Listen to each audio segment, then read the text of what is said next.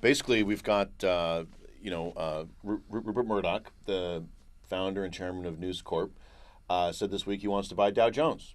Right, so it's kind of a big deal in the newspaper industry.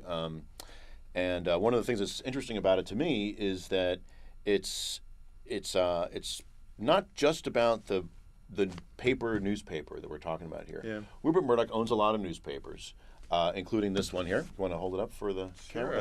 It's the New York Post. New York Post. Today's New York Post. It's the only one that he owns in the United States. He owns a lot of newspapers in England and Australia. This is the Wall Street Journal. This is the main product of the Dow Jones, which is the company that Murdoch wants to buy.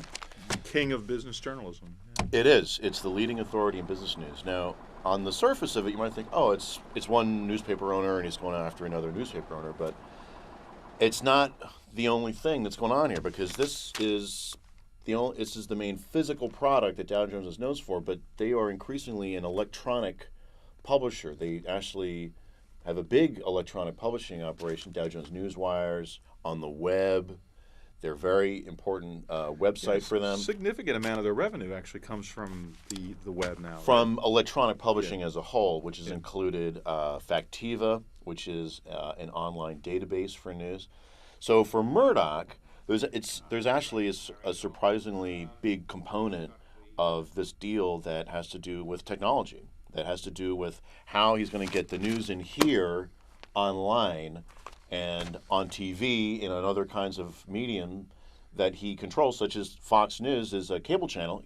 Murdoch wants to start a business cable channel, and the reporters and expertise from here presumably would go to start that. So it's actually not just about the paper.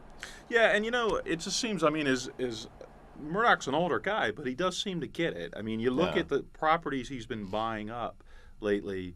He's buying a lot of the new media type companies, and it's just I think that you're right. I think this has less to do with the Wall Street Journal and more to do with what we're looking at from the web and other forms of electronic media.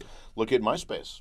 At the time that he bought MySpace, it was not considered by everybody to be such a great deal, but it's turned into a huge phenomenon. So, will there be like stock tickers on the MySpace website? No, it's not going to be exactly that.